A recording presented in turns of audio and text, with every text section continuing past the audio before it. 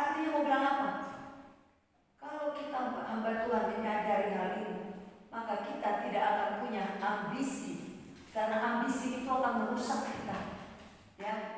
ambisi itulah yang membuat ada pendeta memancing di kolam orang. Ambisi. Tetapi kalau kamu setia dengan yang 12 orang, ya Bapak Yakub bilang, itulah yang benar. Setia. Pastikan 12 orang yang ada padamu itu mengalami pemulihan. Tapi firman juga berkata, kalau perkara kecil aja kamu udah setia, maka perkara besar pun dia akan dimaafkan. Dan saya tidak menutup kemungkinan kalau Tuhan mau kasih saya jemaat banyak, haleluya, why not?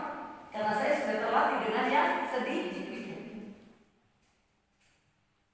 Saya sudah terlatih dengan yang cuma punya siswa cuma 2 orang, 3 orang. Sekarang udah mulai 12, sekarang udah mulai agak banyak, sekarang udah mulai banyak banget, ya, gara-gara fakta Israel banyak banget, saya sampai capek sendiri. Udah ada telepon, ya, sampai capek sendiri harus meladenin semua orang, menjawab semua orang. Semua ingin tahu pemulihan apa sih sebenarnya. Nangkep ini. Jadi saya katakan ada waktunya. Kalau dia lihat bejanamu sudah siap, maka dia akan percayakan lebih.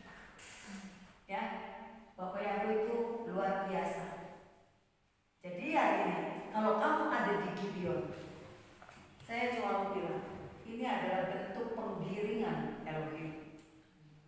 Kamu digiring, Petrus mungkin kagak nyangka dia hari ini ada di sini. Orang Ambon ada di Manado sedang ada di Tarabata. Pernah terpikir bahwa Tuhan menggiring kamu seperti ini? Enggak. Tapi kalau hari ini kamu sadar bahwa kamu digiring, itu akan lebih efektif daripada saya yang tidak sadar. Saya udah bilang, kalau dari dulu gue sadar, gue udah hebat banget. Mungkin bahasa Israel itu seperti itu. Kenapa? Karena saya pasti akan mau sekolahnya ke sana. Jadi, sadarilah kamu ada di Gibeon adalah sebuah proses penggiringan Bapak Yakub. Untuk apa? Untuk agendanya di akhir zaman, di zaman akhir. Yaitu apa? Membangun sebuah doktrin yang baru, yaitu doktrin pemulihan. Satu-satunya sekolah teologi atau sekolah seminari apapun bentuknya yang ada di Indonesia, mungkin di dunia, yang ada pengajaran tentang doktrin pemulihan yang real murni seperti 4 ini adalah baru Gibeon.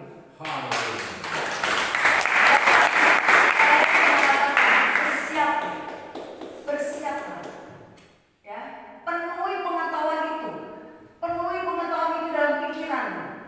Ya, kenapa? Karena gerakan ini itulah yang akan terjadi. Itulah yang sedang Tuhan mau buat. Ya, pemulihan. Harus dipulihkan 4 ini. Ya, ketika 4 ini dipulihkan, yang lain pasti mengikuti. Yang lain pasti ditambahkan. 4 ditambahkan 6. Ya, kejar dulu kerajaan ini, maka semua akan ditambahkan. 4 ini baru yang lainnya. Bagaimana merayakannya, bagaimana melakukannya, kan sudah ada panduannya. Kalau saya suka meledekin, itu Talmudnya Musa. Kan ada Musa yang membuat tulisannya, arahannya. Itu saya sekali lagi mau bilang, ketika Talmudnya Musa itu atau Torah, saya tulis karena tulisannya Musa, saya bilangnya Talmud karena keluar dari dirinya. Yang ditulis tangan adalah 10 tinta. Selebihnya ditaruh di dalam diri manusia Musa. Lalu dia membukukan. Berarti judulnya apa? Talmud. Talmudnya siapa? Musa. Ini bahasanya Mako ya, bahasanya Mako. Ya, Talmudnya Musa. Sekarang saya mau katakan, sebagaimana Talmudnya Musa, adakah penerapannya kepada kita bisa disesuaikan atau tidak? Ada. Ada penyesuaiannya. Ya. Kenapa? Karena perlu. Ya, perlu disesuaikan. Kalau misalnya di Talmud itu dikatakan harus pakai apa ya, paling contoh yang paling enak?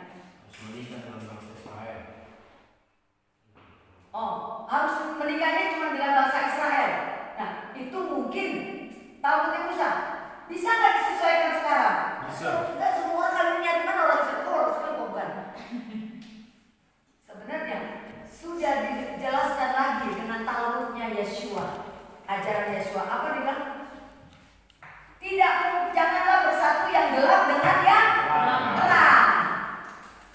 Nangkap? Musa mendapat firman dari Bapak Yahweh. Dia bukukan jadi Tauratnya Musa, ya. Atau kalau terkenalnya Torah. Yesua, Elohim datang langsung, nggak pakai perantaran manusia lagi, dia sendiri. Lalu dibukukan oleh para murid dan dinyatakan itu juga pengajarannya Yesua. Kita menyebutnya Talmudnya Yesua. Di sini tidak boleh menikah dengan orang di luar Israel.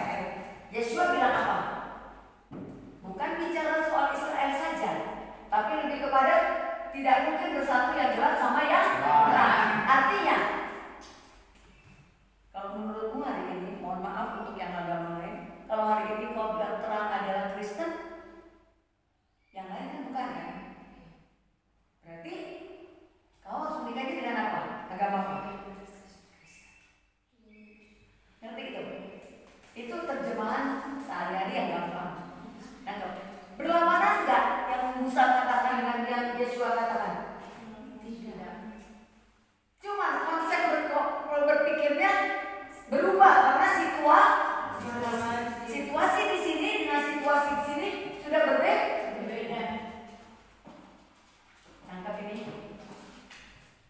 Jadi saya mau katakan bahwa hari ini kita harus mulai menyadari Tuhan sedang beritahu, sedang menyiapkan bejana itu dengan semua pengenalan akan kita diperlengkapi sampai waktunya kalau penggerak doktrin itu, doktrin pemuda.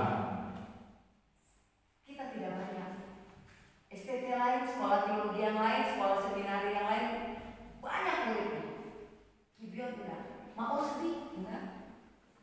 Buat mau bukan soal banyak atau sedikit, tapi mau pastikan mereka menguasai betul apa, untuk apa dia ada, untuk apa kamu hidup di zaman akhir. Itu yang paling penting. Untuk apa kamu dilahirkan sekarang oleh Tuhan? Untuk apa? Itu yang paling penting. Kalau saya cuma bilang di Tuhan banyak muridnya, masih ada waktu bukan? Saya selalu bilang, orang lain kan berapa lama lagi lah kau undang udah 60. Iya sih, Daud bilang 70 umur mana? Tapi aku masih melihat ada orang yang 90 tahun. Saya masih dengar dan lihat di TV di Jepang ada orang 120 masih bisa bikin hidupnya sendiri, masih bisa ngerjain apa-apa. Lalu dibilang, oh ma istirahat, oh sudah malam, oh ya tidur, masih bisa jalan. Lalu saya mau bilang sama mereka, emang Tuhan gak bisa bikin umur manusia sampai 120?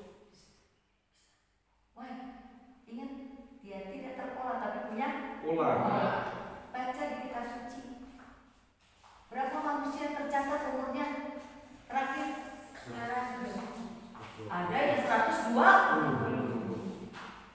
Jadi kalau hari ini ada orang masih 120 bisa hidup, jangan bilang dia pakai dukun. Masih punya jambi-jambi. Enggak. Saya cuma bilang itu. Jadi saya cuma di Tuhan 60 lagi.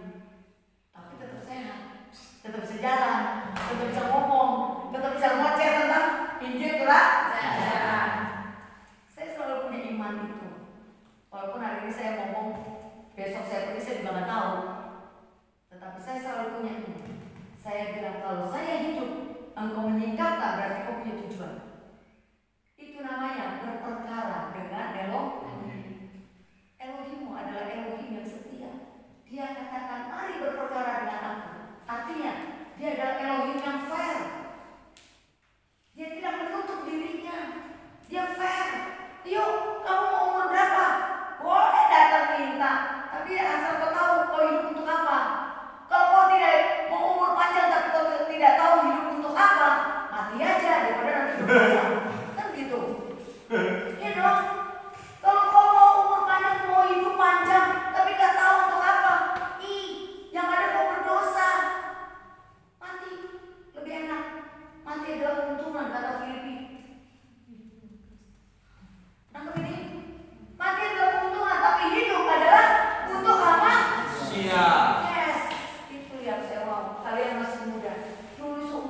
tidak ada orang yang ngomong seperti saya di depan kalian. Dan anugerah mau ngomong di depan kalian seperti ini. Dulu saya mengharapkan ada orang ngomong di depan gue, gak ada. Nangkep ini. Paling yang ngomong opung saya, tapi ceritanya lain. Ya, dia punya gaya sendiri menyampaikan firman ke saya. Tetapi untuk membuka wawasan seperti saya kepada kalian, gak ada. Dan hari ini lakukan apa yang melakukan ini kepada orang lain, kepada gereja, kepada keluarga kita. Bukan tidak bisa Tuhan mengubah manusia.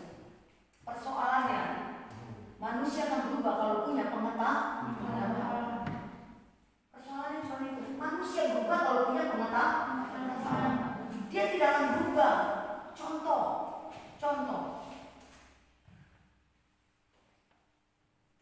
Apa ya? Contoh yang karena tidak punya pengetahuan, jadi dia tidak berubah. Manusia tinggal di hutan. Ingat Tarzan? Ya, dia tidak punya pengetahuan bahwa manusia itu harus pakai pakaian. Manusia itu kalau jalan berdiri tegak. Gak punya pengetahuannya. Tapi dari lahir dia terbuang di hutan. Dia dipiara oleh monyet. Maka si Tarzan itu pun jalan kayak monyet. Dia pakai baju enggak, karena monyet dia tidak pakai baju. Dia tidak punya pengetahuan. Dia datang masuk di bawah ke kota. Dia dari santai aja, dia nggak punya pengetahuan tentang bahwa harus pakai baju. Perempuan manusia itu harus jalan berdiri. Gak punya, dia masih begini. Tapi dikasih tahu, kamu itu manusia. Oh, manusia. Jadi kalau yang begitu itu binatang. Punya pengetahuan. Oh, aku manusia. Dikasih tahu, manusia punya ini, punya itu. Binatang yang kamu ikutin itu nggak punya. Oh, oke, aku manusia. Mulai jalannya tegak. Lalu dikatakan manusia itu harus menutup, harus pakai pakaian. Oh, manusia harus pakai pakaian. Dia lihat, baru dia pakai baju. Karena punya pengetahuan, manusia Tarzan itu menjadi manusia utuh. Tangkap ini. Jadi manusia juga seperti itu. Ya, karena tidak punya pengetahuannya, tidak ada yang memberitahu pemulihan itu, maka gereja tidak akan pernah berubah. Itu sebabnya tugasmu cuma memberitakan. Cuma beritakan saja. Mereka nurut tidak nurut urusan belakangan, bukan urusan. Beritakan saja. Ditolak, ya pindah ke kota lain. Kan itu firmannya. Datang lagi, ditolak lagi, ya pindah. Lama waktu datang lagi, kasih tahu lagi kan, ditolak. Bahkan kali ini kurang aja, sudah ditolak 3 kali, masih aja. Lalu kita dihakimi, benar? Pergi. Apa firman berkata? Bebaskan debu. Jangan baru 1 kali sudah bebaskan debu. Itu namanya jangan kau. Masih mau 1 kali udah bebaskan debu. Bebaskan debu itu artinya kau membawa perkara itu ke hadapan Elohim. Kau bebaskan debu, kau bilang Tuhan, urusanmu sekarang. Nangkep itu. Jadi kalau baru 1 kali sudah laporan Tuhan, aduh, sadis sekali kata ini. Ya, 1 kali ditolak, pergi. Yesua berapa kali dikecam oleh orang Farisi? Kabur gak dia? Kabur. Dari 1 kota. Besoknya tidak ada lagi kota itu. Datang dia gak asal putus hubungan selama-lamanya. Gua gak mau ketemu lagi. Dia bisa datang lagi 3 kali. Kau disakiti bahkan dihakimi, tinggalkan kota itu, kebaskan. Kenapa mesti begini? Karena Bapak yang mulia, bukan bagianmu untuk mengubah mereka, tapi bagianmu cuma memberi. Ajarkan saja gereja. Gereja tolak, wis. Tapi jangan sampai kamu ada di dalam gereja itu punya tujuan mau mengajarkan firman, doktrin pemulihan. Kamu ada di gereja itu 1 kali pelan-pelan Tuhan aja, 2 kali Tuhan aja, 3 kali ikut lagi Yesus. Lama-lama kagak jadi. Yang ada warnamu jadi warna mereka. Saya cuma mau bilang hati-hati.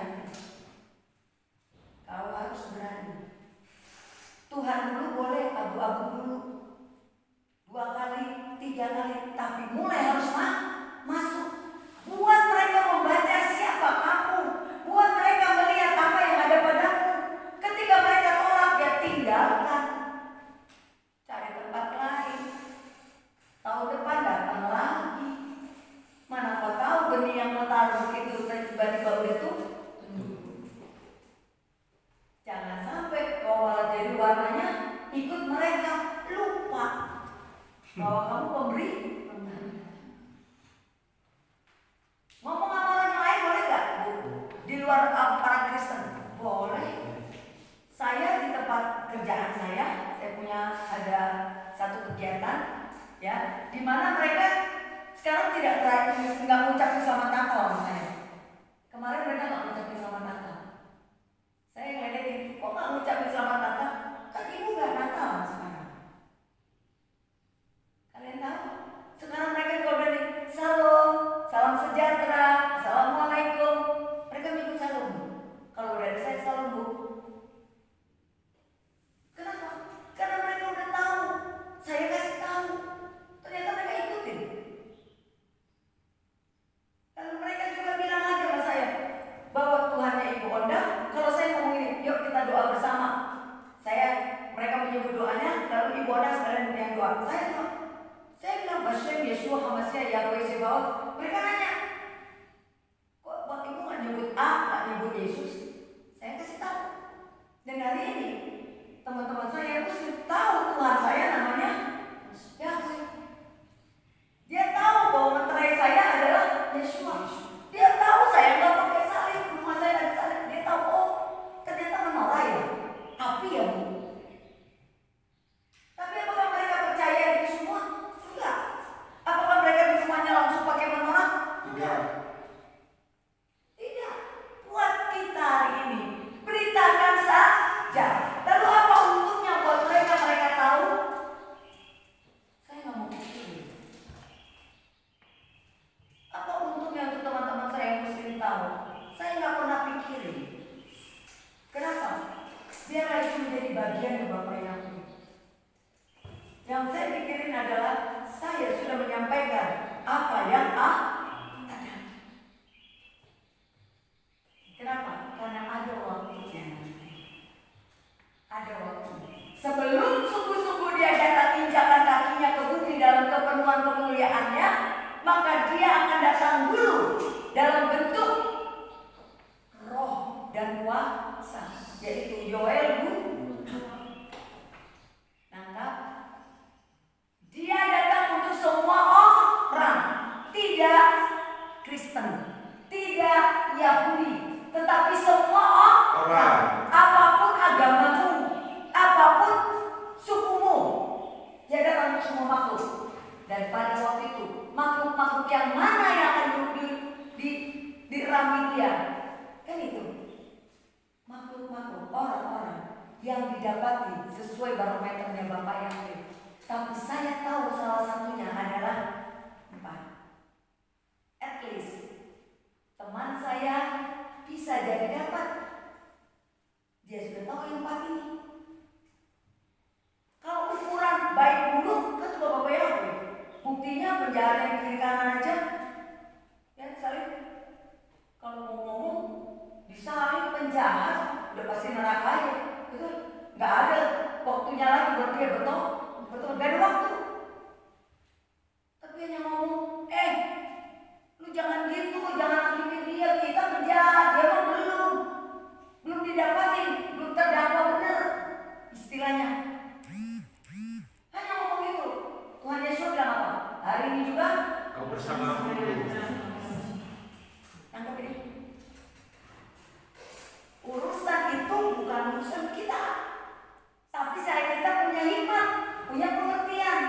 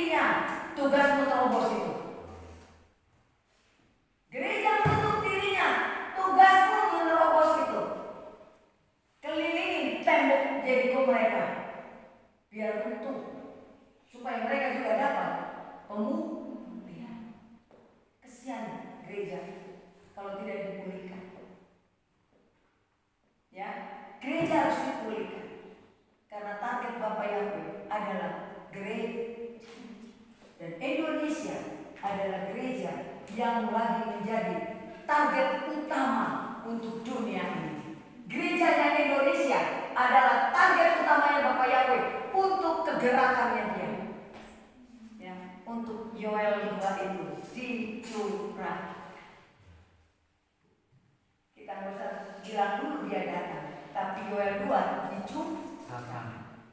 So tugasmu sekarang, tugasmu Gideon, bersiapkan bencana.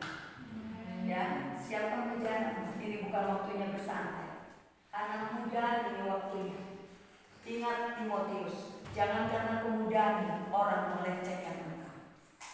Jangan karena kemudahan orang melecehkan Tuhan. Ya, tapi biarlah dengan kemudahan orang melihat betapa Tuhan memang bergerak sekarang dengan orang